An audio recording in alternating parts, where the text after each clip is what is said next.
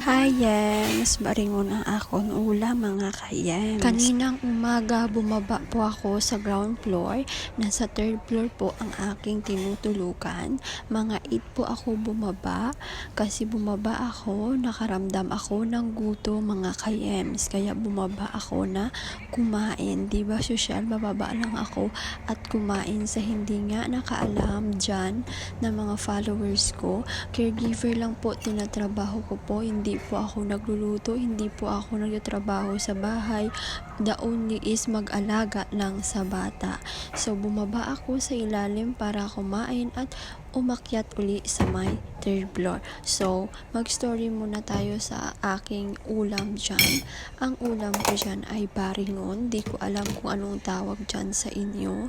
And then ang ulam ko ay puso ng saging ang isa. And then ang isa naman ay manok.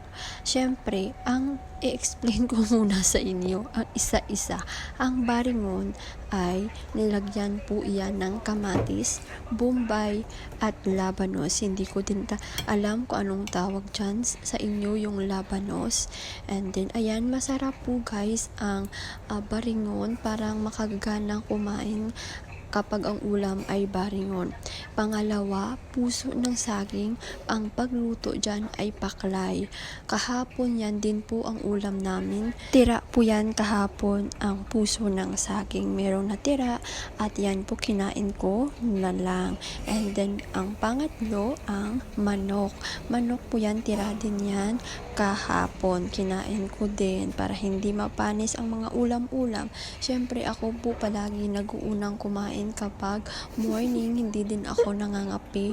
Diretso po ako kumakain ng breakfast. Nagbe-breakfast talaga ako ng kanin at saka ayan po kinakain ko. Nasanayan ko sa bahay kasi kumakain agad ng kanin kapag morning. Ang kasama ko kasi kumakain lang sila ng tinapay at saka kape, okay na sa kanila. Ako lang ng una perming kumakain. At ayan, siyempre kumakain ako dyan mag-isa. 3 ulam ko dyan, mga Yems. Ang hindi palaging nawawala araw-araw ay ang manok. Si ma'am kasi hilig nilang kumain ng manok araw-araw. Sila ma'am kasi hindi sawain kumain ng manok kahit araw-araw pa yan, hindi sila sawain. Unang trabaho ko dito, nasasawa talaga ako sa manok. Pero kinakain ko lang na kinakain. Hanggang ngayon, hindi na ako nasasawa. Hanggang ngayon, nasasarapan ako ng manok.